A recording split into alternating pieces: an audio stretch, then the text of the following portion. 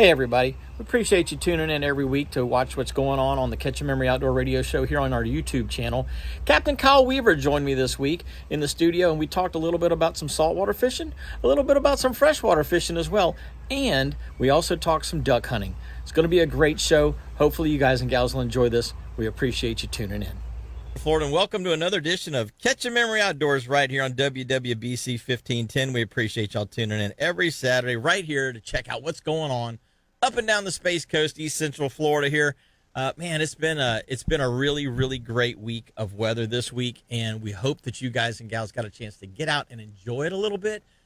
But we've got something even better today, and looks like most of tomorrow is going to be really, really beautiful, just beautiful.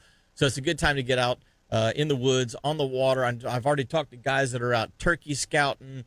We've got different kinds of fish that are running up and down the beaches. So there's all kinds of really cool stuff that you guys and gals can be doing this particular weekend and hopefully into the week to come. This segment of the show is brought to you by Blue Points Marina, and I appreciate those guys and gals at Blue Points sponsoring this segment of the show. And if you want to get involved with us here, 321-632-1000 is our call-in line. That's 632-1000. You can get us right here. I'm Captain Jim Ross, and we're going to do this thing we call Catch a Memory for the next 2 hours with my co-host, Captain Kyle Weaver. Good morning, buddy. Good morning. Got you out of the duck blind today. Got out of the duck blind. That has not been an easy thing to do because you've been putting some time in on the marsh. We've had some good hunts together, haven't we? Well, I'll tell you, I got one day.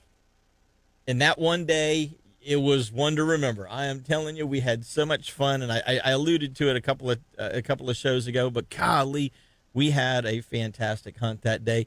But I'll tell you, overall, this season, there seems to be a lot of ducks in the south part of our region, around Palm Bay and Fellsmere, and there's a lot of ducks that have been holding in those areas. And, I think that it's just a matter of we've had better water conditions and better habitat, as I've learned from guys like yourself who are much more knowledgeable than me. Yeah, it's definitely the habitats that's holding them there. And we had a lot of high water, but overall, the duck hunting in this region has probably been the slowest I've seen it in years, except for the few places that were holding the birds. So everything was... So if you were on the spot, you were, and the morning that we went, we were on the spot. Yeah, you gotta be where they want to be. And it just, I think with the high water we have, the birds spread out for the most part across private land. So that pushed them, and then the managed areas is holding the food that they need. So they're sitting in one little tiny area. It's not like it used to be, where you too much pressure and they push out real quick. The areas we're finding them in, a lot of it's draw, so they're not getting pressured. And the other one, yeah, that's the one thing that's interesting to me is there are areas that you can put in for permits, but then there's other areas that you don't have to that seem like they were pretty darn good, last year and this year. Yeah, and it's all because of the food and the management of it.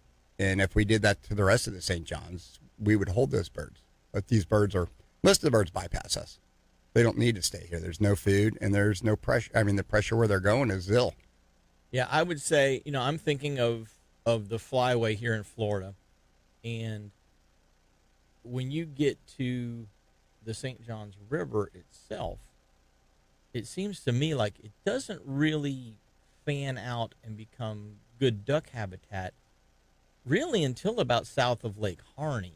I mean, if you think of it from Jacksonville all the way down, it's more of a confined river in most of those areas. I mean, Lake George, and there's some marshes and things, but overall, I think once you get south of Lake Harney and Highway 46, then the St. Johns River Basin seems to be more of a floodplain and less of an actual river, right? If you will. Yeah, it's like 40 feet deep. You average point set, for example, is 5 foot deep, 6 foot deep. Right. And then you get up to Harney, it's 10 foot deep. But then you get up to Monroe and Lake George, now you're talking 15, 20, 30 feet deep in some of this.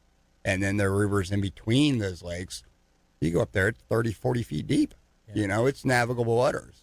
South of Harney, you're going to either Especially Puzzle Lake. Yeah, they call it Puzzle Lake for a reason. For a reason, that's for sure.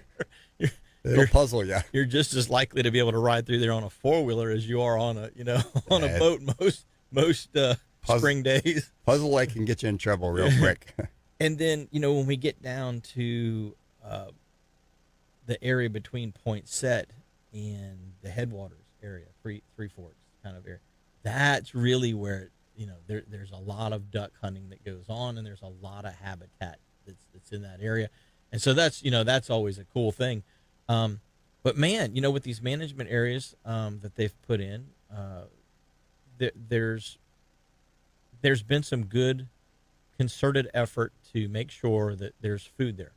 And like you were saying, a couple of weeks ago, you had called me and told me that, hey, they're spraying Point Set and Middle River.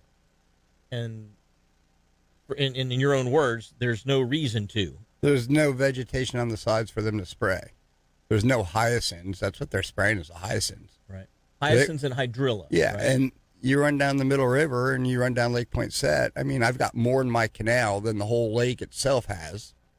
And they're you out there, live on the north side of the lake. And they're just spraying the sides of the banks.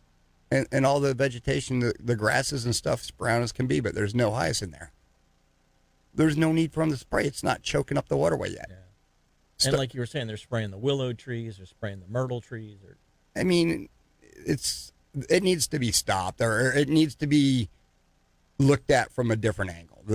The way we're going about it is definitely wrong. Because those are prime areas. It used to be. I mean, the younger generation doesn't remember what Winder and Point Set used to look like and how good the fishery was. And it was all just like when you go to Kenansville or these managed areas, there was so much duck food.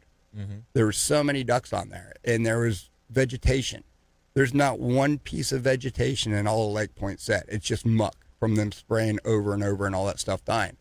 But there's only so many canals that feed in before headwaters into the St. John's. If you go down those canals, that's the growth of the hyacinth. Can't we stop it and collect it there before it enters the St. John's? But even if they stop spraying, there's so much of that stuff, it's never going to grow back until they do something. They'd have to do like they did Okeechobee and do a muck restoration and pull all that. Or they used to do that in Toho. Yeah, you have to, but they don't care. The water management does not care. They just want water flowing, and the faster it flows out of there, the less there's a chance of flood, and they just keep building in Vera and building and building, and that used to be the overflow. Yeah. Where you take that away, and now they're all these homes flooding on the St. John's. You hear about it. Well, yeah, it's going to flood on the St. John's because there's nowhere for that water to go. They've raised the level of the land around the river basin. I like to call it. I call it the basin because the channel and the waterway itself is very small. Yeah. But the basin, the ability for the water to overflow the banks of the river and spread across the basin is huge. It's miles. Well, look at it this way. If you built a swimming pool, and you put concrete around the swimming pool, if it rains and it overflows, it runs off that concrete really fast to somewhere. Yeah. Well, these new neighborhoods and these new developments is that pool and concrete. Whereas before, it was a pond with grass and vegetation around it. That comes up, that actually can hold the water from flowing and let it back into earth. Yeah, percolate back. And not flow somewhere at a high rate of speed, which it can't handle. Yeah, it's points well made. But this is the highest I've seen the St. John's this late in the season. It's a wet, cool winter. Yeah, it's the highest I've seen it this late in the year in a long time. So let's go back and let's look at, the fishery. So duck season's over. We had a really good duck season. And like you say, if you were in the areas that had food, it had ducks, and they would leave. If there was pressure, they would leave and they would be right back because there was really nowhere else for them to go due to the spraying and that sort of thing. What about the fishing? Because I know you are a big speckled perch fisherman. I mean, here, for those of you guys who are just being introduced to Captain Kyle Weaver, Kyle is a world-class big game fisherman, okay? And you've got marlin, you've got tunas, you've got all kinds of things that you, in your day job, that you go and chase. And in some cases, potential world records in some cases, and world records in some cases. how does a guy who's chasing 1,000-pound blue marlin in the Azores turn around and go, I can't wait to get back home so that I can go catch a speckled perch, I can go catch a crappie in Lake Poinsett or Lake Hornet. That's the thing that's intriguing to me, is that it doesn't seem to matter what the fish is or what the water is. It's just the chase. It's the chase for sure, but there's something about speck. I don't know what it is, or crappie or sockeye if you're from Louisiana.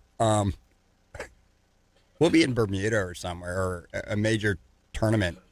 Most of these guys, we're running $4, $5, $6 million sport fish boats around the world, and some of these tournaments are millions of dollars in tournaments. Yeah, small boat's going to be 60 foot, and an average boat's going to be closer to 70, and a bigger boat's going to be closer to 90.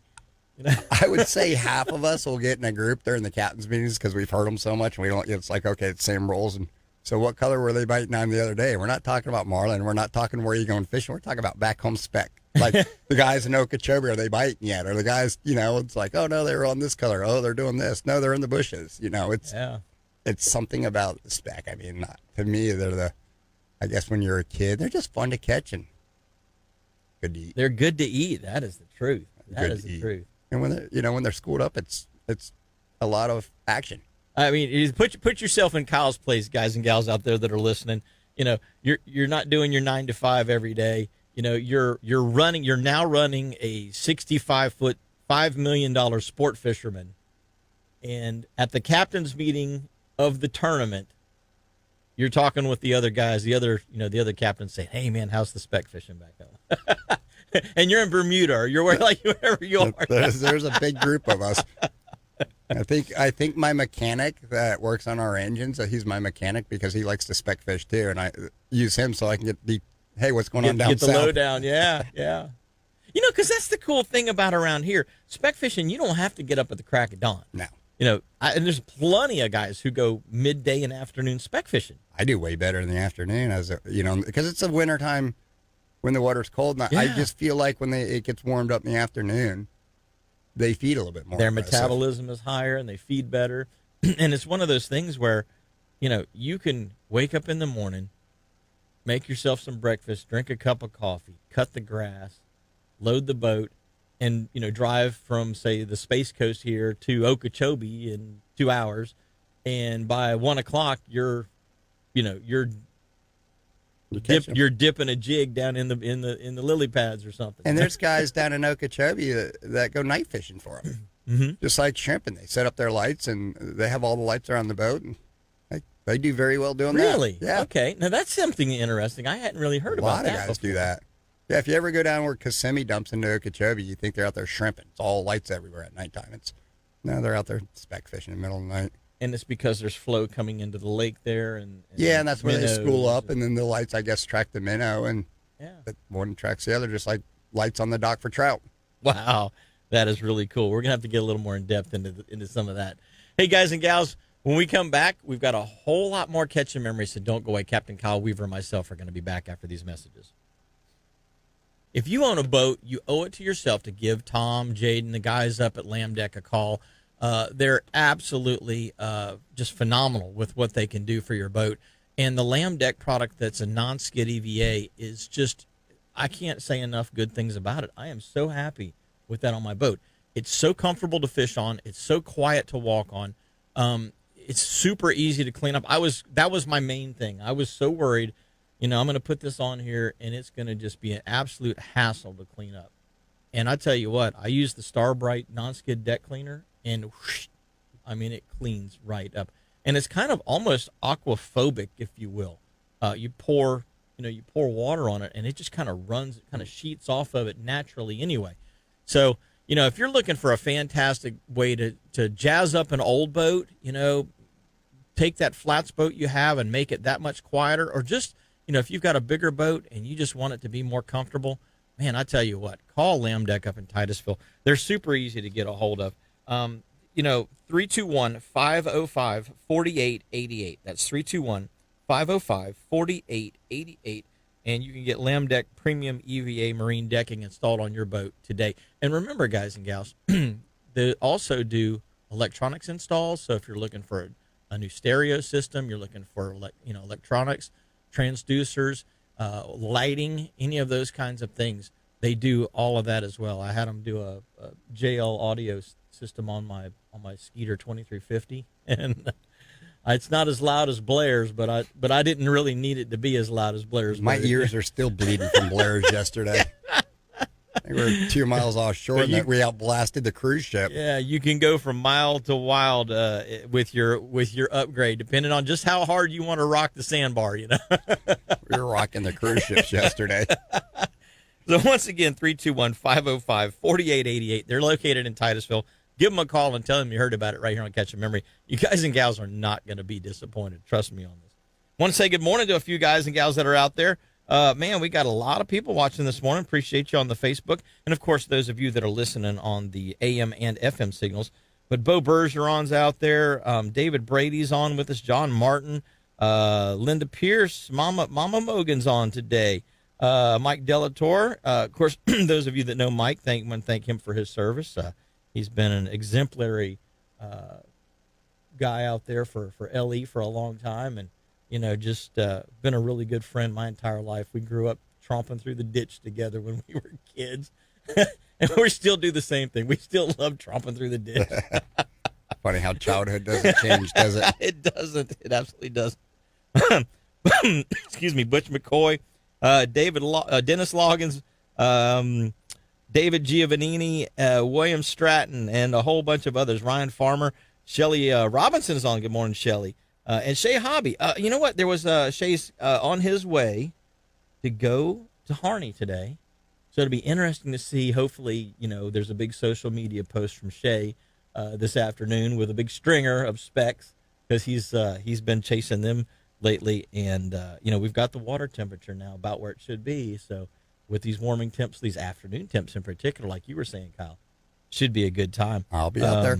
Yep. Jay Bowie is on this morning from Titusville, and a whole lot more. We'll get to some of you guys later on, and we appreciate you tuning in every Saturday. But you know, Kyle, this time of the year the specs start showing up, and so that's one of the things that we target on our days that we can't get offshore. The other species, though, that's intriguing to me, and I haven't chased them in a number of years, and I really need to get back into doing that, is the shad. Now, here's the interesting thing. We are now in the second week of February, and I personally have not heard a single person tell me that they've caught a shad yet. To me, that is really unusual because normally they start trickling in right there the week of Christmas or a little after Christmas up in 46, Monroe Jasper, to Harney and Jasper, and then they start working their way down a little more, and by now they're basically to 520 Causeway in Lake Poinsett. Now, have you talked to anybody that's gotten on them or seen them? Or? No, but I saw one flip the other day. Okay. Coming back from duck hunt, and I was like, oh, that's the first one I've seen, and with this high water, they should make it all the way to Poinsett, no problem. I mean, 520 north to Beeline. I wouldn't be surprised if they're lined up at the dam at Lake Washington. Yeah, they should make it all the way. But you're right, I haven't seen them, and it's interesting. I don't know if it's because that water's flowing so hard still that maybe they know it's not time to spawn. Because, you know, I mean, water conditions are everything for spawn, right? I don't know. Yeah. Because normally this time of year, the water's not much lower. Yeah, it's lower, and we're not getting that huge flow rate. It's flowing pretty good. Like, it's a steady flow. So maybe that's holding them up a little bit. But talk about an interesting fish. I mean, it's like a salmon. Yeah. You know, and somebody was telling me that when they go offshore, they hang out in depths of like 400 to 600 feet of water for the most of their life in the ocean. Really? Yeah. And I'm like, you're kidding me. And he goes, no, that's what they've been studying. I'm like, really? And those bluefins, when you satellite tagging these bluefins, that's when they're going up the coast, they're staying at that depth. And they're trying to figure out if that's one of their main food sources or. Interesting. But you think about what a shad eats in the ocean. It's just like a pogey's mouth. You know, I mean, they're just filter feeding, I would assume. So the top layer of the ocean is pretty clean.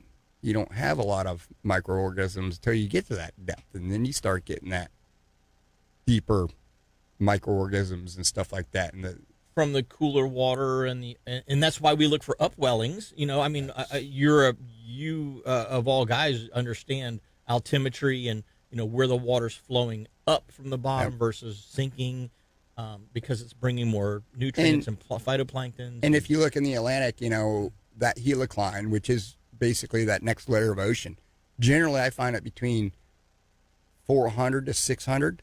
Generally, obviously, if you find it closer or tighter, you're on structure where it's getting pushed up, right? And that's where the fishing's good. And in the Pacific, it's between 100 and 200 feet of water. Well, it's good because the thermocline or what do you call a helicline? Yeah, thermocline's temperature. Helicline is just, there's different layers of the ocean, like heliclines. Of how it's flowing. Most people think of thermocline, they're like, oh, the thermocline. It's actually the helicline that they're looking at, not the thermo. Thermo is temperature. Whereas a helicline is, if you look at your bottom machine, like way out in depths, and you see those different layers. Yeah. Those different layers are heliclines because they're running like this. And it's just different levels. If you ever dive, for instance, at Pelican Flats and you jump in the water, you're going, and you hit that real cold water, that's a thermo. But there's days when the bottom's the same temperature and you go and it gets dirtier. That's your helicline. Gotcha. So, thinking of the helicline, in areas where there is an upwelling, it's bringing those nutrients closer to the surface, which is why we fish them, because those microorganisms feed bigger organisms, which feed bait fish, which feed big fish. And so if the bait fish are no longer at 400 to 600 feet down in the water depths, they're up in the top 100 foot of the water column. It's a whole lot easier for us to get lures and baits in front of them in 100 feet than it is 600 feet. Correct. And with the technology we have now, I mean, I can watch these fish swimming around and understand them now. It's like the live scope for Garmin. That's a whole different. Yeah, that's something that we're definitely going to talk about, because that is really cool. Going back to the shad, these shad, they're salmon. They come back and they migrate all the way up, I guess, in the Chesapeake and all that, and they come all the way to St. John's, which is pretty cool. And they do it in areas of Carolina as well, through the Pamlico Sound, and that's going up the Chesapeake, maybe and like the Neuse River, Yep. and some of those other rivers up there. Now, whether they go up to like Savannah or in Jacksonville area, well, obviously Jacksonville, they're coming up to St. John's, right? Yeah. So it's pretty cool migration, I think. And they're not. I don't think they die like salmon. You don't see them floating around. I think they spawn and then back out. Yeah, and so that it's not a one and done kind of a thing. Yeah, they have pretty unique little fish if you think about it. And there's some guys that are right up with it on the fly rod. I mean, it's fun. I don't like them. I love them on any ultralight or I'll fly. be out trolling for speck and get two on, and it's like it's like having two baby tarpon on. Oh, it's just you're gonna get tangles. Poor man's tarpon's what they are. Well, let's go to the phone lines. It sounds like Captain Mike Mann's on hold. Good morning, Mike. Hey, good morning, guys. How are you today? We're doing great, buddy. How are you doing this morning? Doing well, man. Doing well. Watching this water flow back in. We had some really nice low water last week, and then this week with that big 30-mile-an-hour wind push we had for a couple of days out of the east, it pushed about another 1.5 feet of water in here. So I'm okay with that. I'm okay. I'm okay with that today. Today I'm okay with that. All right, today you're sitting okay in the with studio. it. Because you're not on the water. No, because I'm going to put the boat in a little later on, which me, I do not put the boat in on the weekend. I'm a weekday guy only, but we got some friends in town. And you got good weather finally. Promised them a boat ride. We finally got good weather. My wife wants to go see the flamingos, so we're gonna go launch and go see the flamingos. And I was like, well, we might as well make a day trip out of it and ride up to either Goodrich's or JB's. So if we ride to JB's, the extra 1.5 feet of water isn't going to disappoint me one bit. If you understand what I'm saying. You're making that far, you might as well put the shrimp lights out. It's flooding in right now, so you'll be fine.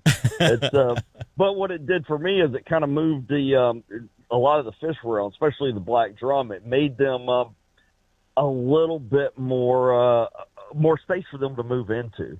We got on them great yesterday, had a great day, but you kind of had to corral them a little bit, and that bite got a little bit better later. Mm-hmm. Mm-hmm. Yeah, I was looking at the Soul Lunars, and it looks like the mid-morning to midday period is really the time you want to be on the water if you're going to be fishing today. We're 30 minutes late. I'm sitting there. My guy's just pulled up. He's one of my they're good friends of mine, and he's like, "We're only 30 minutes late." So, but yeah, I'll tell you what, the fishing's been really good this week past all that wind, and it's been a lot of fun. We did lots of black drum yesterday. We got in some snook, got in some redfish, and some mangrove snapper. Nice mixed bag, definitely. Now, Mike, are you finding are they starting to chase with these warmer temperatures? Are they starting to chase the lures? Or are they still sticking to bait? Well, we're throwing artificial today, so I'll tell you next week, or I'll call you this afternoon and let you know if they're doing it. The water temperature's warmed up to about 65 degrees, so I'm thinking they're going to be on a pretty good, starting to chase a little bit. Right. And hopefully we can get them to eat a top water this morning. Now, have you seen any mullet, though? Yeah, as a matter of fact, I'm sitting here looking at mullet. I was looking at them flicking kind of out in a little bit deeper water right behind the boat. Okay. Well, that's good news. There's a couple of places that I've fished in the lagoon here lately, and I haven't hardly seen, just nothing when it comes to mullet. There's been glass minnows, but just no mullet at all. And so I've had to downsize down to the little 2-inch speckled perch, the little crappie dappers, they call them. The Bass Assassin has a little 2-inch paddle tail. They call it a crappie dapper instead of a die dapper. They call the bigger ones a die dapper. Try and match the hatch. And I'm putting those on, and that's what we're actually catching our trout and redfish on right now. Is these just little teeny tiny things that we ought to be speck fishing and point set with, monkey milk and it's a monkey milk, and there's another one. It's like jalapeno or something. I don't know. It's like a light green, chartreuse kind of green with a dark green back, or Anyway, those chartreuse is the go-to for everything. that's the two I've been using lately. But the monkey milk has been surprisingly good. It's kind of a milky looking with some flake in it. Go anywhere in the world, what color? As a matter of fact, Jimmy, you'll know the guy that just stepped on my boat, Steve Marvin. Well, tell Steve I said, hey, it's been a long time since I've seen him. He said, hey, it's been a long time since he's seen you. Yeah. It's been a while since I've seen him. He's been traveling the country in a small little RV. I was going to say, I thought he retired and started traveling, so that explains it. Yep. Yeah, he's in like a 40-foot RV or something. Yeah. It's 45 is what he just informed me, so, those tiny little ones. Just a little teeny tiny thing, yep. Yep. But, it's been slick calm the last 2 days, 3 days, so it's been a lot of fun because you can see a lot. Yeah. Well, Bud, we're up against our next break, and I know you need to get shoved off. So how does somebody get a hold of you? Because there's some good fishing that's getting ready to start happening here in the next week or two, that's for sure. Yes, there is. You can give me a call at area code 386-295-5991. You can go right to my website, fatfishguide.com. Follow me on Instagram, CAPT Mike Mann, and Facebook, Fat Fish Guide Service. Guys, get out there and catch a memory. All right, brother. Take care, and you guys have a safe. Make it up this way, brother. I will do that. Y'all have a safe and productive morning. Thanks, bud. Bye. Hey, gang, we're going to take our next break. I'm Captain Jim Ross. He's Captain Kyle Weaver. We're going to be right back with more Catching Memories, so don't go away. Hey, guys and gals, welcome back. We appreciate you tuning in every Saturday right here to Catch Memory Outdoors. I'm Captain Jim Ross, and he's Captain Kyle Weaver, my special guest this week, and we appreciate y'all staying tuned in here from 7 to 9 every Saturday to listen to what's going on Catch Memory Outdoors. This segment of the show is brought to you by Sun State Pest Management. And you know what? If you live in Florida like we do, you get bugs. They come in your garage, they come in your shed, they come in your house. And, one of the ways that you can get rid of them is just simply call Sun State Pest Management. They know how to control these pests. They use the proper type of product for the type of insect that you may have an issue with. And then, they put it down in the right quantities.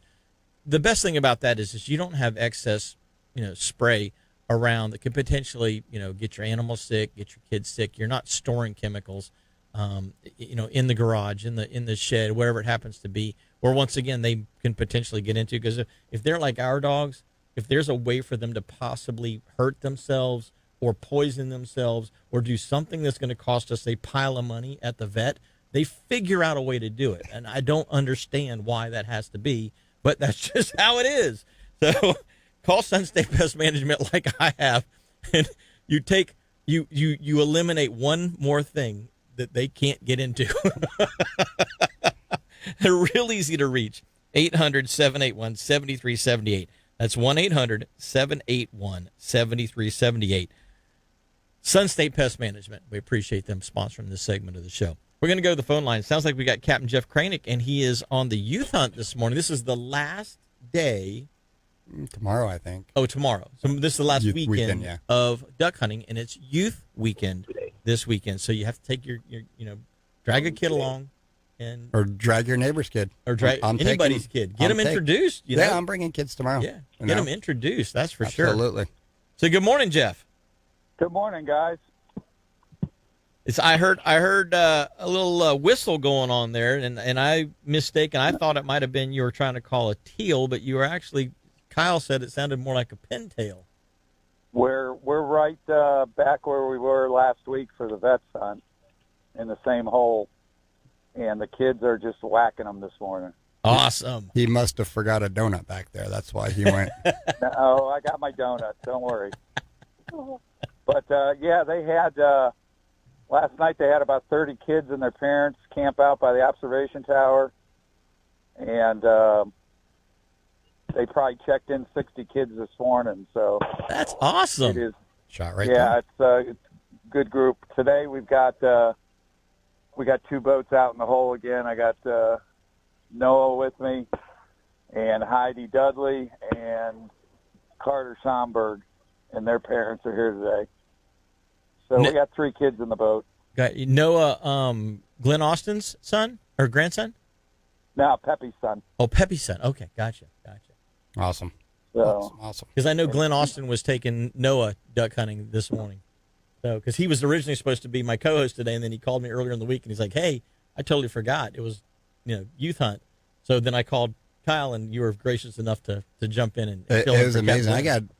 This week I had 7 people call me for a 410 steel shot. Nobody could find it. I had 1 box. I gave it away, and it's like everybody's calling. I wish I'd just broke it up to everybody, but yeah, kids couldn't find the bullets. That's hit him again. Yeah, it sounds like there's some shots being fired. It sounds like they're hitting them. Yeah. Kids are doing better than the adults, it sounds like. Hold on. Noah's got to clean up a cripple. Time for the water whack. That's it. Watch out for the donuts. You know what was amazing to me is how the ducks will dive under the vegetation. And hide, yeah. And hide there. It's like, how do they hold their breath that long? Reach down and grab. And think those aren't even diver ducks. Imagine diver ducks that are designed to swim down 30 feet and feet. Yeah, because we had black bellies doing it. And that's geese, and they're excellent swimmers, Yeah. And they get up under there and hide. It's amazing. You need another box of silk. And the other thing too, Jim, is how they can sink their bodies below the water level and just keep their head up, like an old You guys still submarine, like a little grebe or something. Yeah, we're still here, buddy. You guys, I'm sorry. How many of you got down? I heard a couple of shots there. We got 7 down. Okay, good deal. You out retrieving? Pepe's been the retriever this morning. Just checking. Well, they're still shooting, so they got them flying. That's awesome. They've got breakfast planned for the kids when we get back, and then they're going to have some raffles for them. And shout out to retired FWC officer Rick Lyman. He donated a $100 or $1,000 gun. 15. Yep.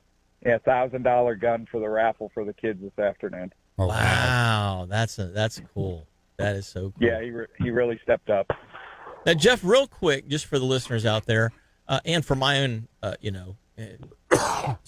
information, are the kids typically? I mean, how old are the kids when you start them duck hunting?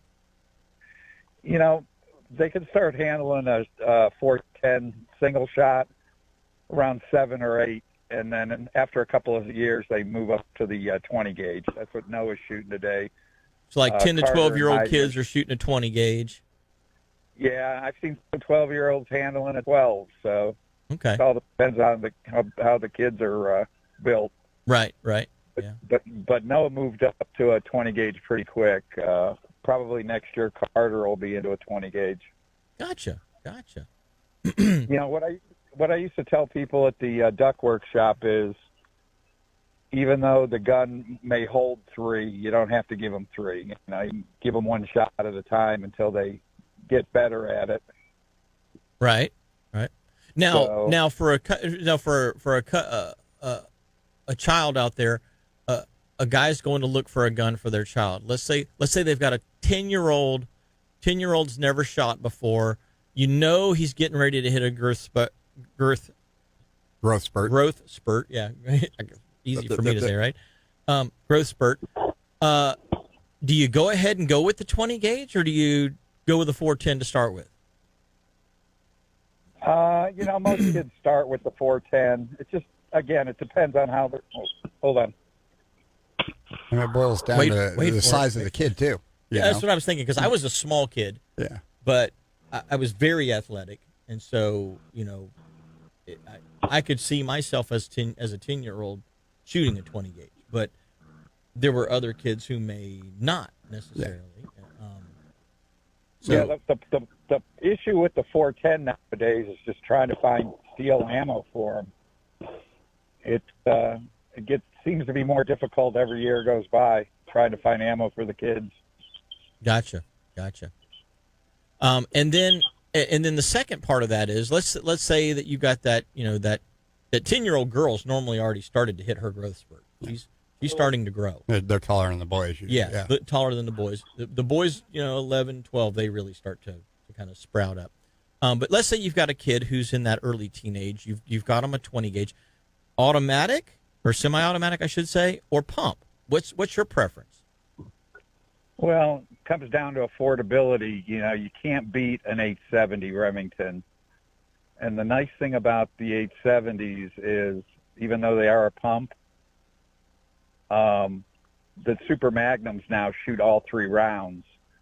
So, you could use a dove hunting, a 2 3/4, 12 gauge for duck hunting, and then, for goose and turkeys, you got your 3.5. So, that's the kind of gun you want to spend the money on. And you can get those in auto loaders too. It's just, I tell people the first year, if they don't have a gun for a kid, they got to know somebody that's got something. Just borrow one and see if they're even going to take to it. Correct. Because some kids may not. Some kids may just that it's not their thing, and they're just like, no, there's no sense in going to spend $500 on a shotgun if you. Yeah, and the other thing too is there's a couple companies out there. I think Savage is one, and same with bows. Like Matthews, the Mission line, they have guns that you can buy both a rifle and the shotgun with the smaller stock. And as you grow into it, it comes with the bigger stock. So you're not having to go out and buy a new gun or have the stock made. It comes knowing that that person's going to grow into it. Gotcha. Because the stock is, a kid can't fit an adult gun. The stock's too long. Right. So you got to cut the stock down. Or a gun that'll fit them. But they've addressed that by, okay, we're going to give you 2 stocks. The small one, and then as they get older, you can get the other stock. Yeah, that's the nice thing about the 870 youth model is you get it in a 12 gauge or even a 20. You could put a longer Scott plate, butt plate, and they can really grow into the gun. Yeah. Now, what's going to be the easiest on them is an auto loader, just because of the way the gases work. Right. Less kick. So you have some options, but I always tell people to borrow a gun first. See if they're going to like it. It's kind of like a pair of waders. They're going to grow out of them real quick. So, like my auto loader shoots much softer than my pump. Sure. Well, yeah. It takes the inertia from the gas or inertia driven. It takes that energy to eject a shell. Yeah. But a pump's safer because it's easier for a kid to understand the function. But I have the auto loader as my duck gun, and I have the pump as my turkey gun. Yeah. So they're purpose driven, I guess you would say. Correct. I grew up with the pump. They're awesome. I went to semi-auto, and I still love my pump. But it's like a revolver or a Glock or a semi-auto pistol. The functionality of a revolver is super understanding for a kid to figure it out. Like, okay, cock the hammer. You can see the bullet. It's there. Pump, same thing. Until you actually cycle that, it doesn't take. Right. So it might be a little easier. So here's something that's interesting. I don't hear anybody calling like a black belly call or a mallard style call, mottled duck style call in the blind this morning. Well, all I hear is the mottle ducks, whistling. you know, they live down here, so they're tough to call in. They already know. Especially when they're paired up. If you got a single mottle duck out there, a lot of times they'll respond to the call. Now we've been using the whistler calls this morning, and Is because the kind of birds that you have coming in, right? exactly. And you know, Kyle knows where we're hunting. By the way, I'm sorry you had to put up with him today, Jim. Well, you know, we have to suffer through some things once in a while. He's just mad because I didn't bring him donuts again. No, That's he's all. mad because you got him a decoy donut. Yeah. He bought him like a couple of fake donuts Couple, and put them a out. dozen of them.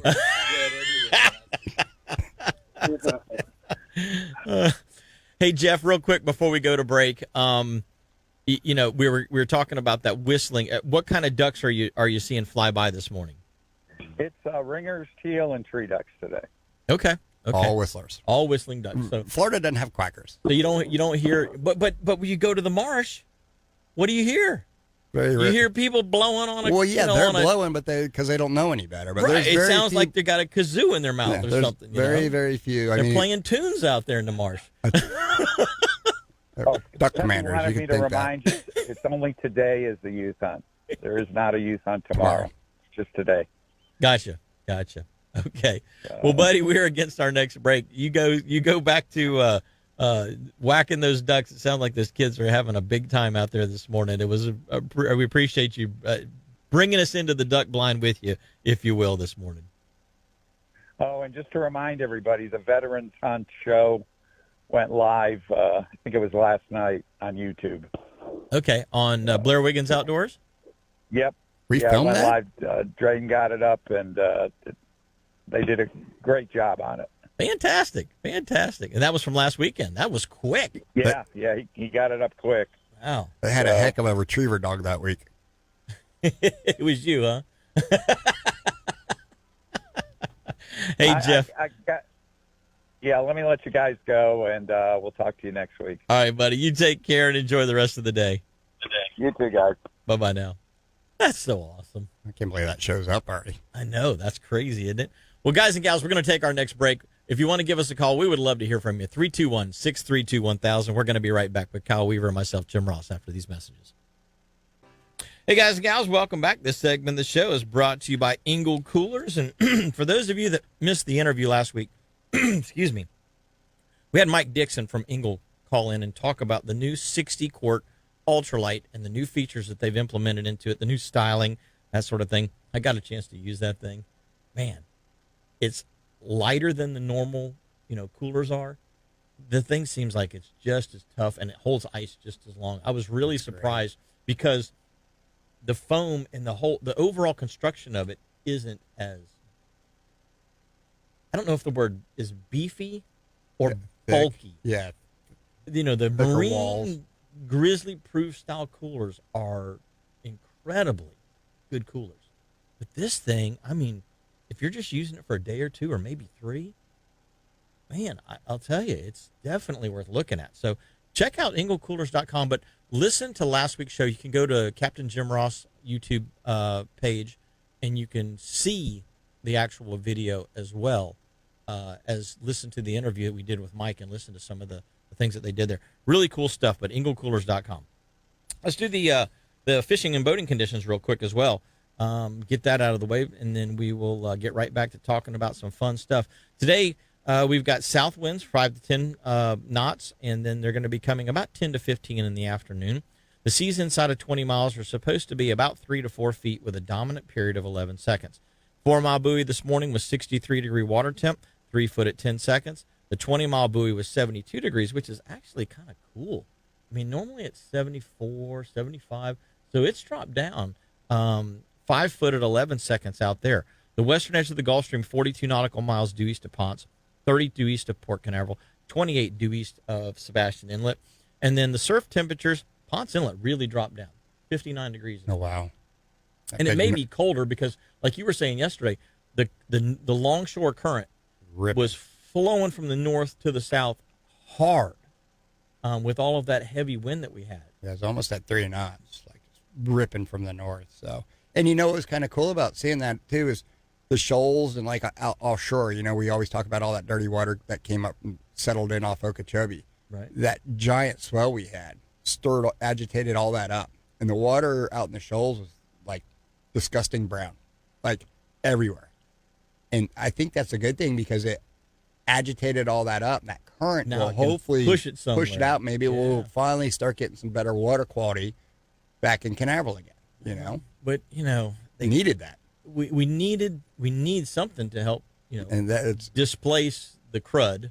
You hate to send it to somebody else, but well, if it gets offshore here, it'll disperse out, over Right. time. But well, here's the thing that I was thinking was, we've had that beach renourishment that's been going on, and they were just dumping dirt. I mean, they're not bringing, beach they're not sand. putting beach sand back on the beach. They're mining dirt from cocoa, and driving it out there, and it's not beach sand. And you put dirt on the beach, and you instantly create muddy water conditions. The bait fish don't like it. The predator fish don't like it. And so all it does is push the fish away. And, guys are talking about, man, I'm trying to pompano fish. We're in the middle of pompano season. I can't catch a pompano. I can't catch a whiting. Well, duh. Yeah. It's because the government, our local government, keeps messing it up for us. But in the meantime, we'll go dredge the port and dredge those shoals and send that somewhere else. It makes no sense. None of it. Anyway, let's it's all about the money. Uncle Henry's got a contract with Billy Bob over there. I would love to be the guy that owns the company that has the dredge permit or the renourishment permit to haul sand and dirt from Cocoa out to the beach. Can you imagine how many millions of dollars that guy's making? It's Billy Bob from somewhere. Yeah. Follow the money. Follow the money. I want to be that guy. At least for a little bit. No, I don't. Because I don't want to destroy the beach. No, they're destroying it. I mean, it's. But don't Cocoa get me Beach, started. 63 degrees, and Sebastian, 68 degrees. Tides at Port Canaveral. We got a high tide coming up here. It's almost right now at 7:51 a.m. So it's just barely peaking right now. Low is at 2:04 p.m. at evening. Now remember, the current change inside of the inlet is it's a good 2 hours and 45 minutes and closer to 3 hours most of the time when you actually see the actual change of current inside of the inlet. And the guys down at Sebastian have actually been catching some snook at night. So, yeah, flare hawks and lip diving plugs seem to be doing pretty good down there. I talked with Bryson Wright the other day. They went down. He says they were there 40 minutes, and he and his couple of buddies caught a number of fish, and everybody had their limit. And they were like, well, let's go. But no flounder. No flounder, no. I don't know where they are. In fact, I had a guy call and wanted to do a flounder trip this weekend, and it was like, there's no flounder. Or I can take you for, other things, but flounder's not one of them. And then I talked with, I can't remember his name now, fellow that's over by the barn there. He's got a big boat, and he's been fishing Sebastian at night, and he's been, catching them on the lip diving plugs. So, good snook bite at nighttime right now down at Sebastian for those of you that are getting down there. And then the Sol Lunar tables, which are the best times typically to hunt and fish during the day. And this is presented to you guys and gals by Tino Valverde and the All About Archery group down in Melbourne. Major this afternoon, 12:29 p.m. to 2:29 p.m. So like we were saying, that mid-morning to midday bite with that sun should be a pretty good time. And then the major this evening, 6:41 p.m. to 7:41 p.m. Is the minor this evening. So right at sunset, right after sunset, is your minor. But that midday major should be a good day for everybody to get out on the water and just enjoy the day, if nothing else. And next 3 days, just going to get later and later, and Yep. warmer and warmer. Should be good. Kyle, we were talking about the shot and the different shot, and you were just saying that you switched shot last week from what you had been shooting, and all of a sudden birds are dropping better. Yeah, it was night and day difference. So, I used to shoot that black cloud for a while, and then COVID hit. You had to get whatever you could get. Yeah. I wasn't this happy with the ammo I was shooting, but you definitely tell the difference between the outcome. Far fewer cripples. I mean, it was just, and it's a little bit more pricier of a shot. So when you're not shooting good, I wouldn't suggest pulling the trigger with that stuff. Put the cheaper stuff in when you're, because you have good days and bad days. I mean, you go through spurts. There's times I can't hit. Well, that's what's interesting is, just like, fishermen bring lures, different lures, duck hunters, bird hunters should bring different shot. I mean, like you say, it's no different whether you're duck hunting, rifle hunting, or shooting a bow, all three. Just because what I use, that arrow goes better with my draw length, the most expensive arrow on the market, the beefiest arrow on the market, I couldn't shoot and pattern it at all because the spline with my draw length wasn't right. And I switched it, and all of a sudden my shot group went at 50 yards from a 6-inch shot group to a 3-inch shot group. Not me. It's just I found the right product. The equipment. Turkey hunt's coming up. Pattern your gun. You need to go out by 5 or at 30 yards. 40 yards. I'd say 40 yards. Well, do it out to 50 and see what happens. If you're still hitting good at 50, then you're good at 40. Correct.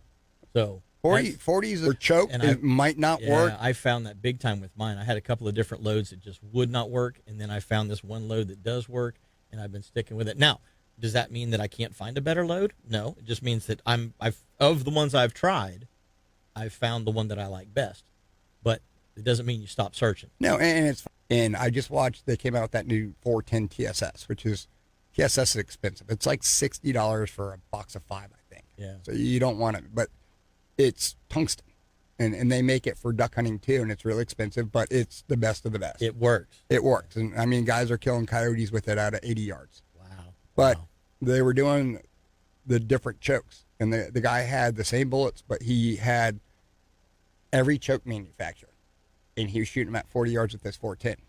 And the tighter the choke got, most of them actually started opening up even more. So tighter is not always better. That's why it's good to pattern your gun. If you can, you got the money, it's great, shoot this TSS. But if not, at least shoot it to know how many counts you're getting in the kill zone on that turkey. Exactly. You got to pattern the gun. Well, guys and gals, we're at the top of the hour. We're going to be right back with a whole lot more Catch a Memory, a whole nother hour of Catch a Memory after this break, so don't go away. Captain Kyle and myself will be right back. Back. We appreciate you tuning in every Saturday right here to Catch a Memory. This segment of the show is brought to you by Blue Points Marine out at Port Canaveral. And if you're looking for a great place to keep your boat, stop out at Blue Points and check them out. I guarantee you guys are going to be impressed. In fact, today is probably a great day to go watch what's going on at Blue Points. Even this afternoon, if you don't make it out there this morning, swing out there this afternoon, 2, 3 o'clock, and just kind of watch how they work, because I know there's a lot of boats that are going to be going in the water today, Kyle, and there are going to be a lot of boats coming out of the water this afternoon, and you can watch those guys, do what they do. Plus, you'll see what is being caught. I saw a boat come in yesterday with a bunch of blackfins. So, nice. Yeah. There were some blackfins caught offshore yesterday. Gotcha. Yep.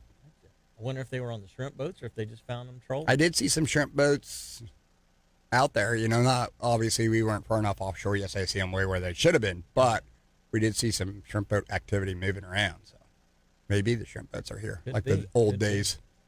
Well, I want to say good morning to Mark Pryor, calling in from Michigan this morning on the Facebook feed.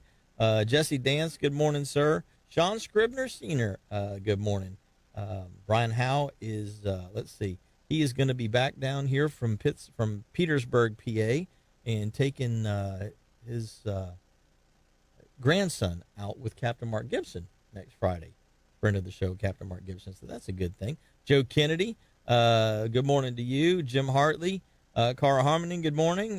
Blair Wiggins is watching this morning as well. Good morning to the Mogan man. Tim Lessing, my good buddy, is on there as well. Denise Lessing is actually watching as well. David Lane, good morning. Fishport Canaveral Facebook page. And, of course, Matt Kilinek is on. Miss Shriver is on this morning. Good morning, Teresa. How are you doing? And Bill Sargent. It's been a while since I've had a chance to see Bill. Good morning to you as well. And a lot of others. So we appreciate y'all tuning in every Saturday right here to Catch a Memory, to see what's going on up and down the Space Coast. It's interesting.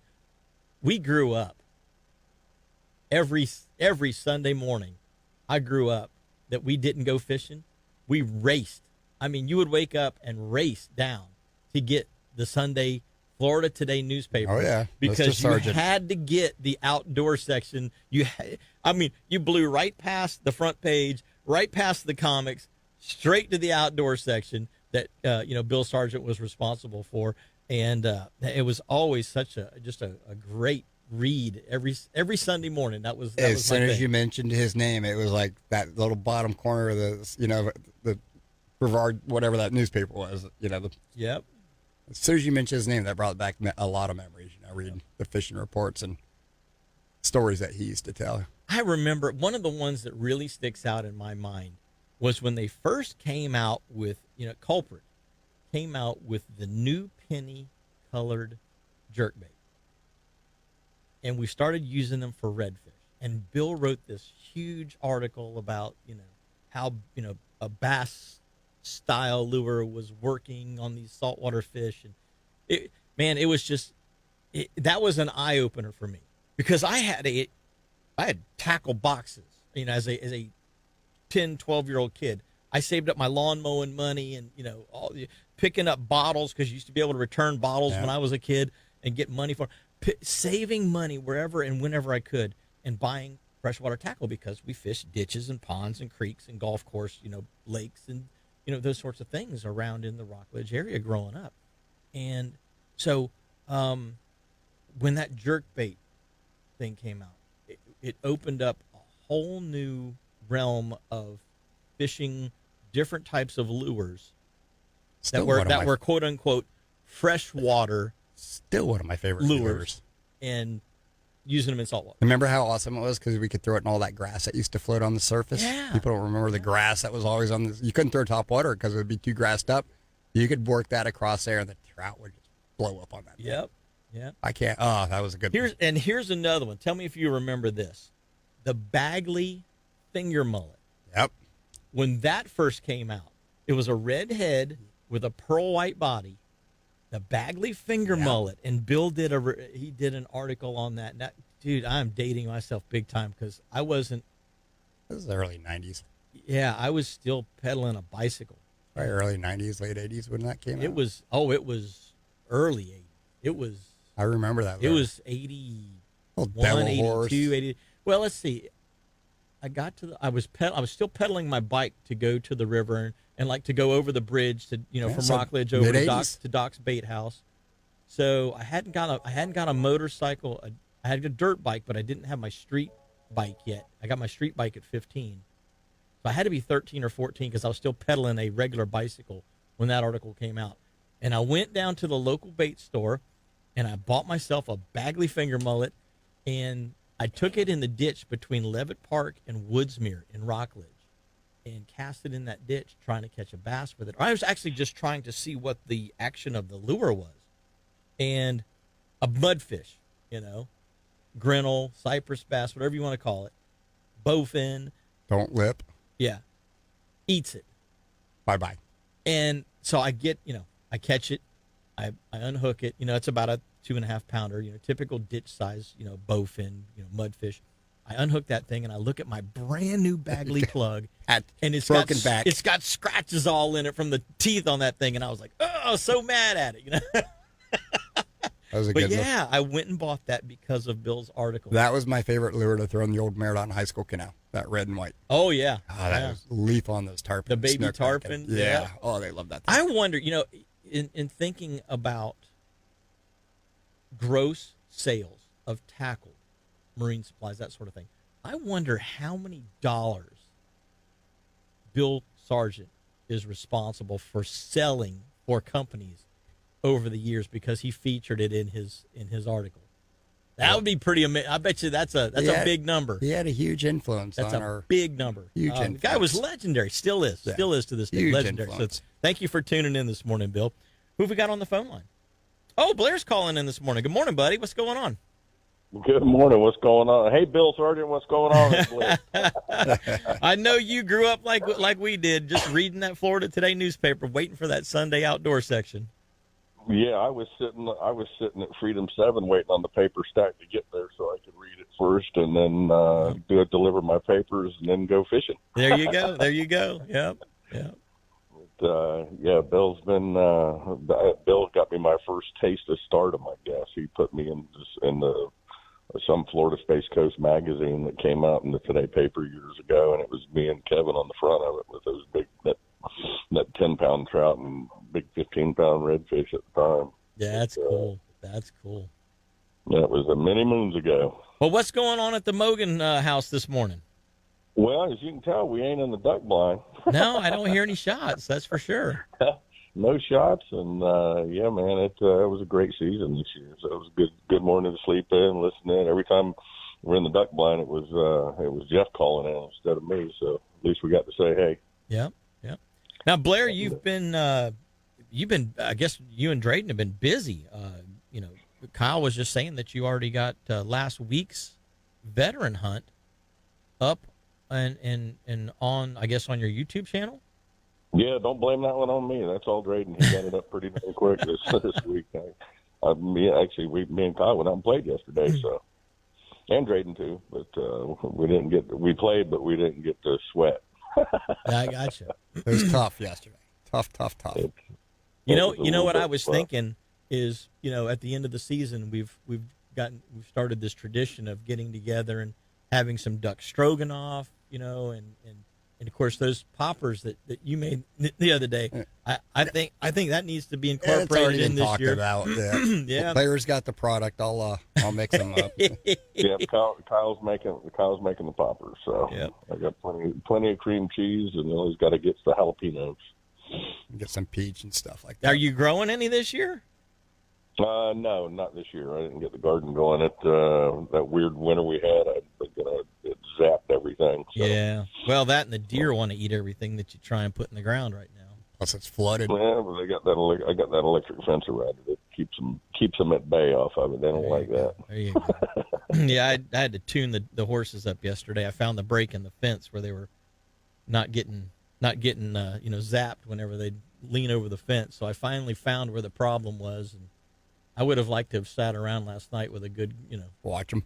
Good cold drink, just sitting there in the lawn chair and watch them try and lean over the fence to get that grass. They got 3 acres of grass. It's a perfectly good grass on this side of the fence. Why they think they need to lean over the fence and get the grass on this side is beyond me. As I said, the grass is always greener on the other side of the fence. Rolled underneath the electric fence to get out. Yeah, exactly. It's like you're not supposed to have it, so it tastes that much better. Like when you're a kid, you weren't supposed to have more than so many cookies, but when you got that other cookie, it was felt the best better. one. Yeah, it was the felt best better. Those horses are the same way. Yeah, so I got the fence fixed last night, so it'd be interesting I would like to see that tune-up session, because I guarantee you they tried it more than once. Oh yeah. Well, Blair, have you been doing it? You know what? Let's go to a break real quick and get that out of the way, and then we'll come back. We'll see what you've got for fishing adventures here right after these messages. So, guys and gals, Captain Blair Wiggins on the phone, Captain Kyle Weaver, and myself, Jim Ross, in the studio. Don't go away. We're going to be right back. I want to let you know this segment of the show is brought to you by Petrucci Insurance, and as you know, you've heard me say it before, and I'm going to say it again. I do not like paying for insurance. It's just one of those pet peeves, I guess, and I know I'm not alone. So when it comes to, having to pay that insurance bill, so what you want to do is you want to call Petrucci Insurance. They're an independent insurance dealer agent, and they can shop around and find you the best deal, the best coverage. I'm actually getting ready to come. My renewal's coming due, and I'm telling you right now, if you guys and gals haven't seen your renewals, you better get ready. Oh yeah, because I was shocked at what my renewal came in. No claims, no nothing. And the price increase is astounding to me. So, called Virginia the other day, and I said, hey, Virginia, And she's like, nope, I know. She goes, I already saw it come across my desk. She goes, you're not the only one. She goes, we're going to have to really do some fine-tuning and some whittling here and see how we make this, digestible once again. So anyway, call Petrucci Insurance, 321-632-1200. That's 632-1200. Talk to Virginia, talk to Tony, talk to Don, talk to whoever you can over there. I'm telling you, if you just accept your renewal and you don't search around, man, it's not good. It's not good. So call Petrucci Insurance, 321-632-1200 today. Tell them you heard about it right here on Catch Your Memory Outdoors. We're going to go back to the phone lines. We've got Captain Blair Wiggins on the line this morning. For those of you that are just tuning in and joining us, Blair we were talking a little bit about doing a little cooking, with some of the duck that we shot here over the past few weeks. And then, the other thing Blair does every year that I'm really looking forward to. I already know your pork. No, well, the pork's really good, but I tell you what, we're crawfish boil time. Yeah, I just read that there's a huge shortage of crawfish and the prices are through the roof. Really? Yeah. They're going to be expensive this year. I wonder what caused that. They said they had a drought out there. So. Oh, you know what? They did. That's exactly That's why right. when I was in Venice, the water I went duck hunting in Venice. It was right before Christmas, I guess. Yeah. And they were like a foot low on like 10 or 12 inches low. Venice Marina, the water was so clear. Like I'd never, it was crystal clear, and all the flats boats from all over here in Carolinas were all over there sight fishing because the water with fly rods. Yeah. And the duck hunt was terrible because all that salt water pushed up in the marsh, killed all the food. So it was hard to duck hunt, but the fishing was amazing. Like right in front of the jump over in Venice, if people don't know, like where you come through, come out of Venice Marina into Mississippi, an hour you'd have your 50 trout. That quick. Right there. Right there. Yeah, And all the guys were saying it was the best they've seen. Is pros and cons to everything. Yeah. Right? So the salt backed up in the Mississippi, no water flowing down, but at the same time it killed all the. When it does that, Lake Pontchartrain and even Lake Maurepas to the north actually starts to get redfish in it, and typically they're Maurepas in particular is just fresh, but it'll actually get redfish because of the saltwater intrusion pushing back against the lack of flow coming down the Mississippi. You can go way upriver and still catch redfish. So that's kind of interesting. Yeah, it was. What's wild I love about that place and fishing the Mississippi is you're sitting there fishing the Mississippi and the water's still flowing out, but it's rising. Yeah. The tide's coming in because the salt comes in underneath the river. Yeah. Well, we'll just have to pony up a couple of extra dollars this year. Can't miss out on it. We need to plan a duck hunt trip out there. Y'all are in trouble. You got me addicted. So again, you got me re-sparked to go. I mean, even yesterday, I'm sending pictures of Kyle of tree duck decoys and how we can figure out to make our own tusset out there to stick these things in. Hush. I thought this was going to be kept secret again. That's top secret double knot spy stuff, as Jethro Bodine would say, right? I think we're coming up with the best mat. We're definitely onto something. We're definitely onto something. Yeah, I think so. And nothing says we can't get them now in practice because they're here all year. Exactly. Are you allowed to? Okay, so that's a good question. I can do it all the time. That's how I learned how to call growing up. No. Can you hunt tree ducks, black-bellied whistling ducks / geese, because they're an invasive species? No. What about the Egyptian geese? Well, that would fall under possibly, I don't know. You'd have to see what type of invasive species are. They classify the swamp hen as a class 2 invasive species, but since they're from, this is from Jeff, since they're from part of the United States, was it Somalia or Solomon Islands? I don't know where it is, but anyway, that they can't be shot, even though they are a class 2 invasive species. Because they'll be worried that you're going to mistake the other one that's a native. The Martian. Yeah. And just like they look so much like a purple gallinoo if you're not used to seeing them, except they're twice the size, and they're starting to definitely make a presence here, and they hopefully they'll have a season on them. They do out in certain areas of the United States where you can shoot them. The greenhead mallard, for example. From what I hear, they're delicious. You're allowed FWC. You can go get a permit and shoot greenhead mallards in the summertime. The ruins. The greenheads, because what's happening is they're crossbreeding with the Florida molted duck, and they're wiping out the species. So those greenheads aren't migrating like they should. We don't have greenheads. So we don't have greenheads, but the green-headed mallard-looking ducks that we have farm ducks are ruins. Yeah. Ruins, ruins. Yep, ruins. And we have a female in the pond behind our house. There used to be a couple of males, alligators or something got them. Anyway, possums, raccoons, I don't know, something got them. But you're right; they're very aggressive, and they're much larger than the natural greenhead duck or the model just duck. Like a greenhead, but twice the size. Yeah. And they're super, super aggressive to, in a breeding scenario. Yeah, definitely. Yeah. So that's why I was kind of because you can hunt hogs all year. You don't have to wait to deer season or turkey season or whatever. hogs can be hunted all year. Correct. On So private land, they could be on hunted. private land. Right. So I was wondering if, No. like the Egyptian geese or the black bellies, or it'd be No, interesting. the black bellies aren't really. They just You know, migrated go to here. Publix parking lot with a 9-iron and get some Muscovies. Yeah, that's what they do in South Florida, along with the iguanas. They'll wipe out the Oh man, Muscovies. there's Muscovies everywhere and chickens. Good grief! Yeah. Man, back in the 70s, there's a story. Back in the 70s, Muscovies were all over Cocoa Beach around 4th Street South, and my dad got tired of seeing the Muscovies, and a few of them disappeared. But then he went and bought some of those ruins and let them go. And for years there was some big ruins running around South Cocoa Beach. I think when they ventured out to Thousand Islands, when you could hunt out there back in the 70s, they got shot. But Yeah, because what's interesting is they can fly. Ruins can fly. Muscovies can fly too. But Limited distance, like a turkey. They glide. Yeah, they glide better than they fly. You're right. But what's interesting is the Peking ducks. The white ducks that you see in people's ponds. The Aflac duck. They can't fly for nothing. I don't even know why they have wings. I mean, they're just. Well, penguins got wings too, Yeah. Yeah, I guess you're right. the flippers. So there's another one. Can you harvest Peking ducks throughout the year? Probably. If it's on public or private property, sure. If you're raising them on your own property, yeah. Yeah. Well, I mean, there's a Eurasian. There's a person here on Lake Washington Road that, at certain times of the year, he's got 150, 200 Peking ducks in his yard. Wow. There's a dove now, that Eurasian dove. I remember the first. It's the one that sounds like a pigeon. Yeah. And it's got the little black ring around the back of its neck. Yeah.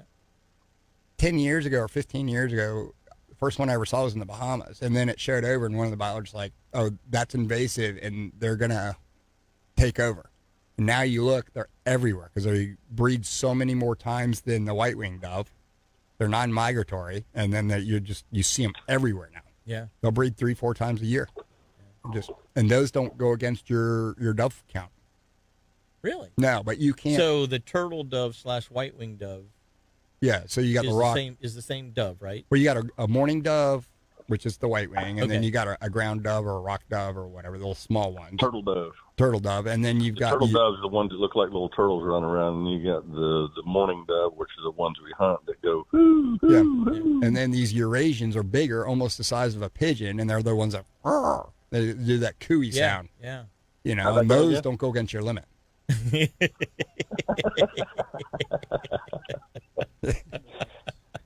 Come up with that call. Yeah, they're kind of like I think they're more of a pigeon than they are a dove. Kind of like that tree duck's more of a goose than it is a duck. Yep, I agree. Yeah. Either way, they taste good. Well, I Yeah, hear they they have taste real drumsticks on them. Really? The black bellies have Oh, drumsticks. yeah, yeah, you they take the got legs for drumsticks. sure. When I kill those black bellies, I take everything. Because they walk. I was kind of looking at the different, because we have different birds that fly in, the pond behind the house. These glossy ibis, I was sitting there yesterday, and I was looking at them, and I'm like, man, there ain't a whole lot on them. I mean, you're not allowed to shoot them. No. But if just for whatever reason, it was just going through my mind. I'm looking at a Peking duck.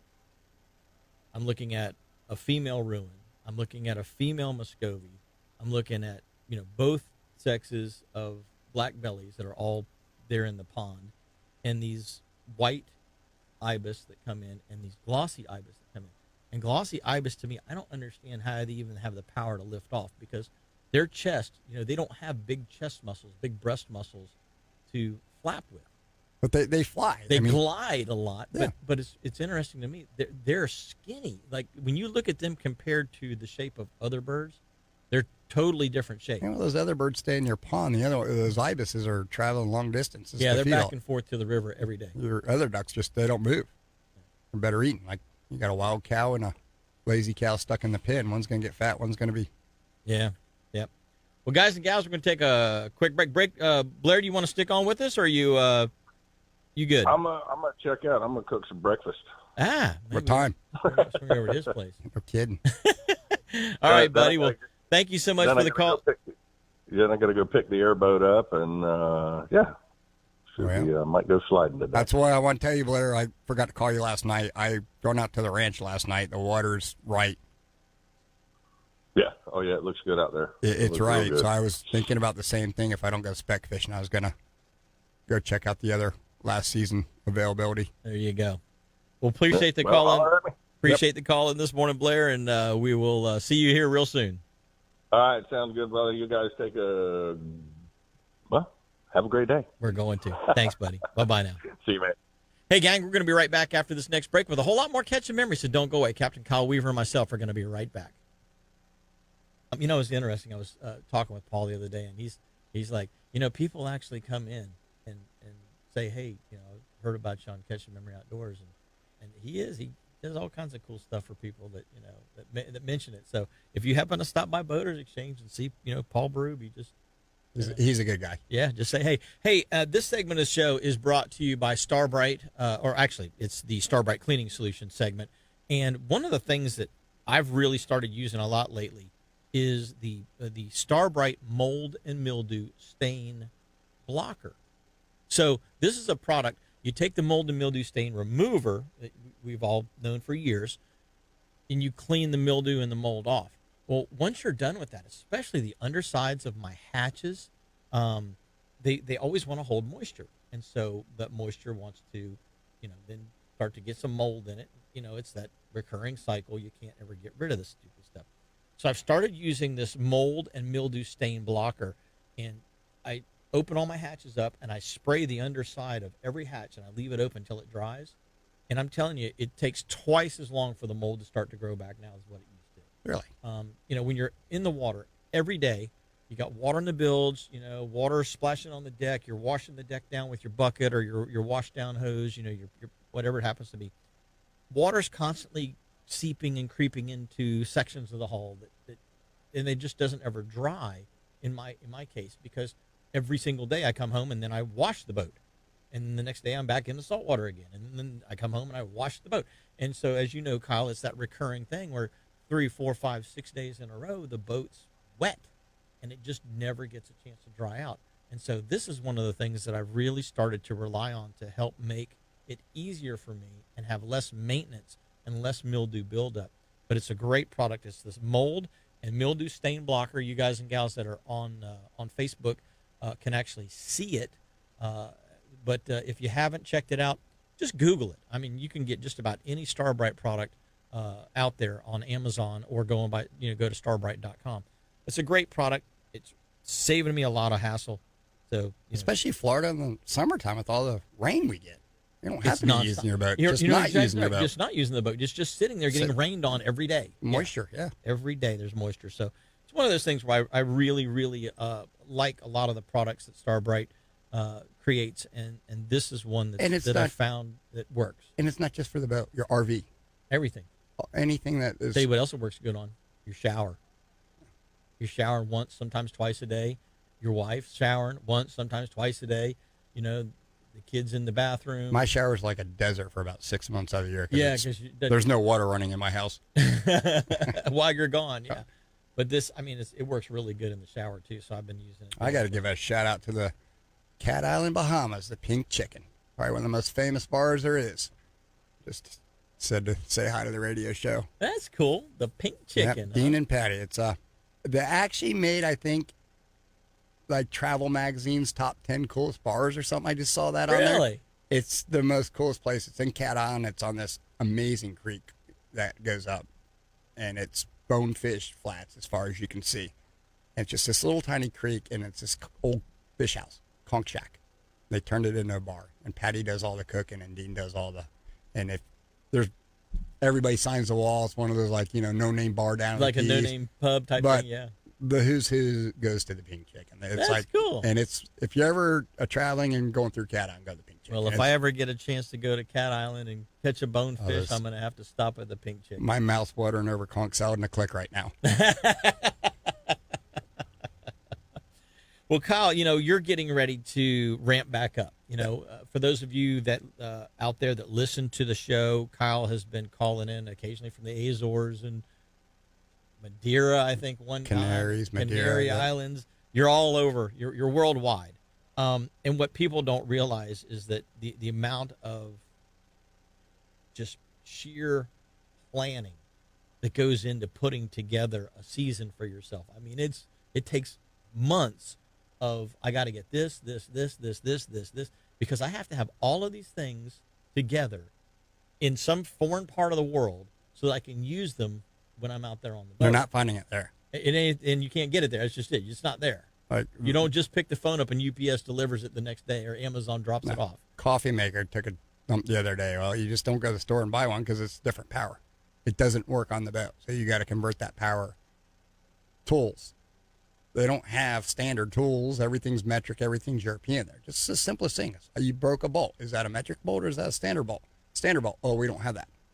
Your hose fitting, different. Everything's different. You think traveling, you got to carry your little travel pack, for your plug currency. Imagine plugging in a giant boat and having to convert 50 amp, yeah. and convert that over. And then they're just not set up for these big boats. So you're on generator. I mean, when we broke down, not get into another story, I had to jerry can gas every day from the gas station to put in the boat to run the generator. And then finally, when the boss left, I shut the whole boat down and I'd run the generator an hour at night just to charge the batteries up, make hot water, be able to take a shower, use the bathrooms. And I did that for over a month because I couldn't get power and I couldn't get fuel. And I'm not going to run the generator all day long and have to jerry can that much gas every day. It's just. While the boss is there, the air's running. Finally, I was like, the air's running and the blender's blending. Boss is gone and I shut it all down. Boss is gone, you can shut it all down. we had we started off the show talking a little bit about some spec fishing, and I kind of wanted to circle back around to that because that is such a popular thing to do this time of year. For those guys and gals that are out there, just a 2-minute, this is what you need, and go try this spot, or this spot. So there's 3 ways to spec fish. Okay. Number 1 is bobber and minnow, which is the lazy man's way. It's fun. Get on structure. Spec don't like current. Harney's been good. Monroe was good up until they had that sewage spill, like Titus. Sewage spill. I don't know if it's back open, but it was good.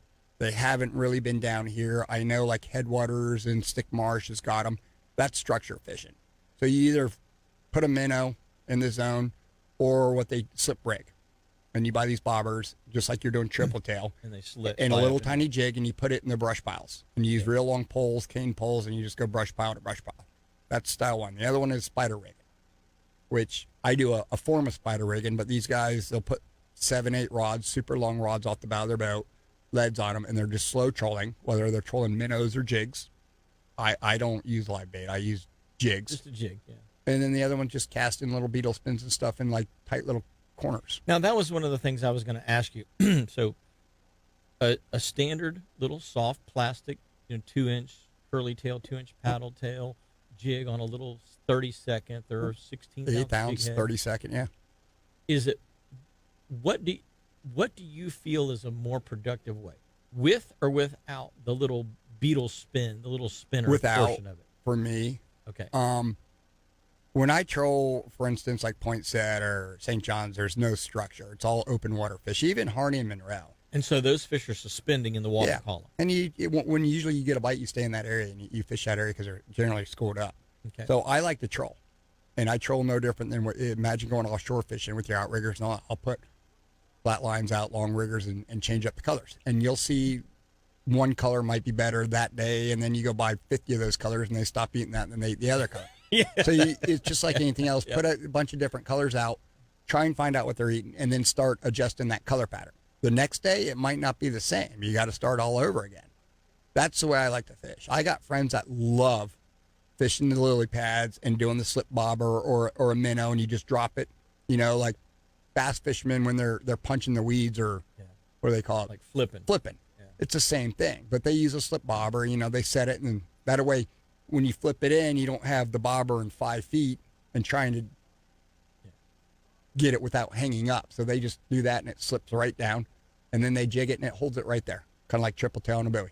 So the bobber is actually a placeholder, if you will. It's holding the line in the hole rather than letting the line get blown to one side or the other. And then it slips all the way to the bobber, and then you put the stopper at whatever depth you want that jig to stop. If you're fishing 8 feet, you might want to go down 6 feet. If you're fishing 4 feet, you'd set it at 3 feet. Yeah. And you buy them at Walmart. Good thing about spec fishing, for $20, you can pretty much buy the whole store up. I personally like the curly tail jigs multiple colors. I like to troll anywhere from 1.5 to 2 knots. Now you got to take in consideration, is that your true speed because you've got current. 1.5 knots going into the current is way too fast. 1.5 knots with the 4-knot current is way too slow. So I like a true 1.5, and you just have to take your averages, you know. And Now, as far as colors go, if somebody's going to go pick 5 colors, chartreuse is always good. Chartreuse and green. And then get more chartreuse. Yeah, chartreuse is more chartreuse. Anything with chartreuse. And then make sure you got something with chartreuse, right? Chartreuse, yellow, white's always good. And then your dark colors. I like black a lot of times. Dark colors sometimes do real good too. And then like one year it was like a pumpkin with a green. I mean, they make so many different colors, just assortment. But you can't go wrong. Always have a chartreuse out. That's always the go-to. Or green. You know, yellow and white seems one year is good. Red and white was really hot one year. The shad loved the red and white for one year. They liked it so much, I actually took it out of my spread because that's all they were eating. I didn't want to catch a shad trolling for speck. I wasn't there I was catching speck. You were there to catch speck, not shad. Yeah, so we're in that season. You know, you're going to start seeing those shad popping on the turns. Great fly rod. Great on the speck. The same stuff you catch speck on, you can catch shad on. Yeah. I like to fish 2 and 4 pound test. 6 and 8 is more than you'll ever have, but I just like that light line. It's just fun, and my super ultra light rods. But you can go out there with whatever you catch your trout with. Whether it's Harney, Jessup, Mullet Lake, in between the two, Puzzle Lake, Poinsett. Look for the boats. If you don't know what you're doing, and it's a nice weekend, you're going to see the group of boats. It's no different than going to 8A. You'll see the group of boats. You figure it out. Do it a couple times. You'll get it. You're dialed in. You're dialed in. Me, I fish where nobody's at, so I very rarely see people where I go, but they're not there this year. So you got to go look for the crowd. Huh? Probably gonna go to Harney. Go look for the crowd. We're going to take our last break of the day. When we come back, we got one last segment, so don't go away. Captain Kyle Weaver and myself are going to be right back. Welcome back. We appreciate you tuning in every Saturday right here to Catch a Memory from 7 to 9. I'm Captain Jim Ross if you're just tuning in. And we've got Captain Kyle Weaver in the studio with me today as my special guest.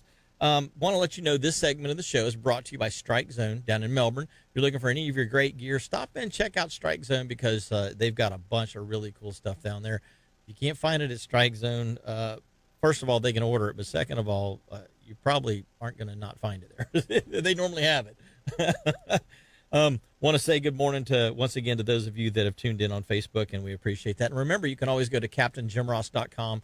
Watch us on YouTube right around Monday afternoon is normally when that's up and ready to go. So you can, if you missed the shows on Saturday, or if you heard the show on Saturday and we described or were showing something that you wanted to actually physically see, you can always go to Captain Jim Ross on YouTube and go to our YouTube channel there and actually see what it is that we're talking about in many cases. Kyle, we were talking about speck fishing and how the shad can sometimes, overrun you if they get thick. If you get in an area where they're thick, I had an instance where I was sitting in what they call Shad Alley, and that's the area of the St. John's that is from basically Mullet Lake Park, like Jessup, right there at that all turn. the way to the turn at Jessup, that stretch. And there's a couple of little pinch points, if you will, where the river kind of gets a little narrower and then gets a little wider. And those pinch points always have a little better flow. And back then, when I first started it, I was doing it with a fly rod. And these guys were making all these little shad darts and this and that. And I had one or two of them, but you hook up a sunshine bass or something like that and he busts you off because you're using such light line. I actually I started just using Crazy Charlies. Yeah, that's what I use. I had tons of Crazy Charlies because I like to go bone fishing on the flats when I was younger with the fly rod. This is before the rotator cuff, took all the abuse it's taken, and it's not as easy to throw the fly rod anymore.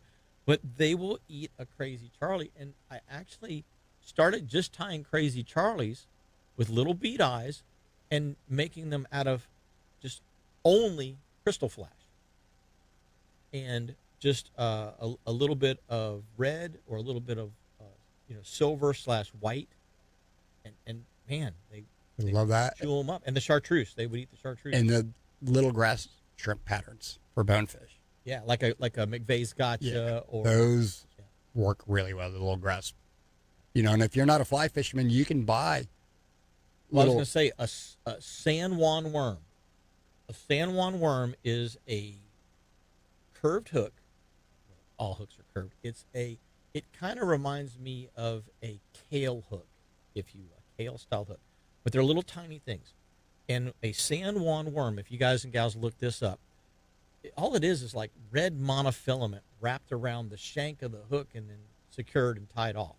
That's all it is. It's the hook. It's a kale style hook, much smaller though, with red monofilament tied on the shank of the hook. And it looks like a little worm. And because it's that kale shape, it kind of wobbles almost like it's almost like throwing a spoon, like a Johnson silver minnow or something, And not only will the shad eat that, everything in fresh water will eat that. Bluegill, green sunfish, shell crackers. So everything. You want me to give a little secret out? Let's hear it. So remember back in the day, you used to use McDonald's straws to catch Spanish mackerel? Right. So the red coffee straw The you get? little red coffee stir. Little split shot and tiny little number 4 gold hook that cut it to length, split shot right on the head. Is deadly on those things. That's probably, if somebody wants to go catch shad, that's what I pull out. And so you're using like a little Aberdeen gold hook? Yeah, the little long shank gold hook. Aberdeen just because hook, it goes in there and it can fit and it's small enough. And a little tiny split shot, just enough so you It's can basically a San Juan worm that's not bent. Yep. And I cut it at an angle behind the hook, so it kind of Okay. it works great. You crush them. It works great. I don't share And that many the people. neat thing about that is it's always cool to go buy a store-bought lure. Don't get me wrong. But if you can make something and trick a fish into eating it, It's fun. that's awesome. So a longtime friend of mine, John Mallory, goes and walks along the shoreline and just picks up trash. And he makes lures out of a lot of that stuff. That's pretty cool. He sent me a picture one day, and he's given me a couple of these different things he's built. He had a blue little Bic lighter, and somehow he rigged some line through it and a treble hook on it. He caught a 5-pound trout standing on the south side of the 520 Causeway, just west of Doc's Bait House. He caught a 5-pound trout on a blue Bic lighter. One of the best fishermen I know anywhere in the world was in Bermuda. So his brother, AJ, Alan Card, world-renowned marlin fisherman. He runs the boat, the Challenger. His brother, Andrew, is a commercial fisherman. Andrew takes a water bottle, the old water bottle, shoots them full of foam, has a washer rigged into it. Somehow he rigs the hook, and that thing, he wears out the wahoos on that thing. On a water, and it's like, are you kidding? And you got to see the lure. See him. He'll go get a bunch of like pipe, and put washers in the pipe, and then they tear it up.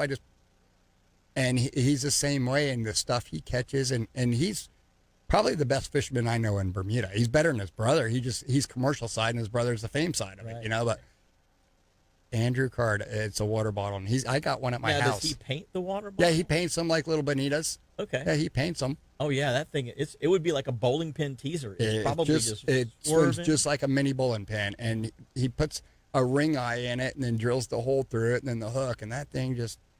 And then he puts like a trolling weight out in front of it. No, the way it's angled, it swims down and it goes. The way he's got it rigged, he's caught blue marlin on the thing.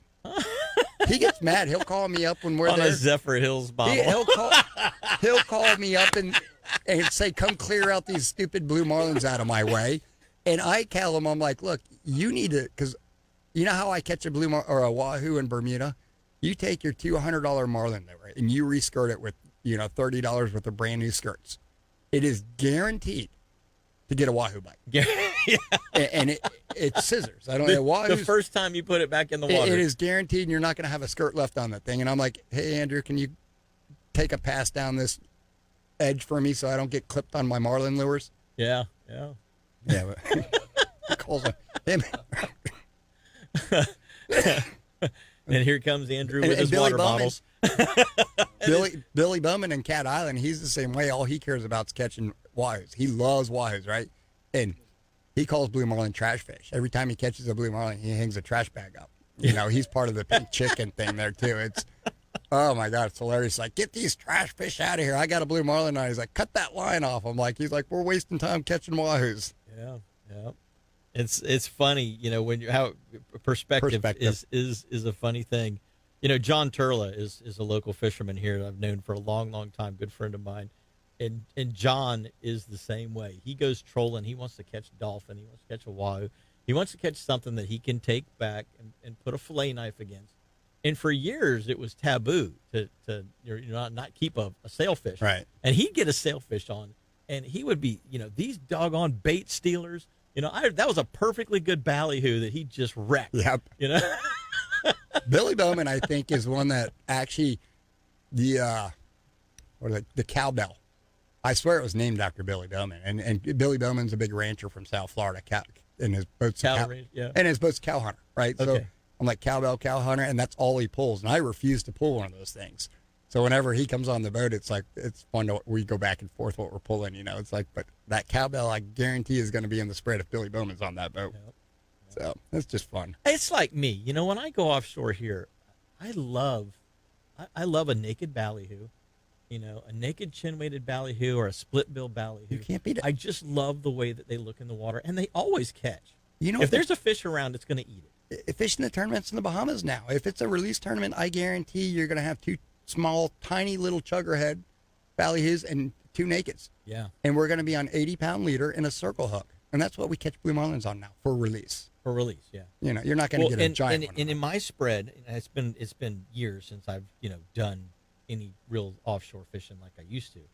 But, you know, I had a naked, had a chin weighted, and I always had a cedar plug. And you know, guys are like, why do you pull that cedar plug? And I'm like, because it catches fish. Catches everything.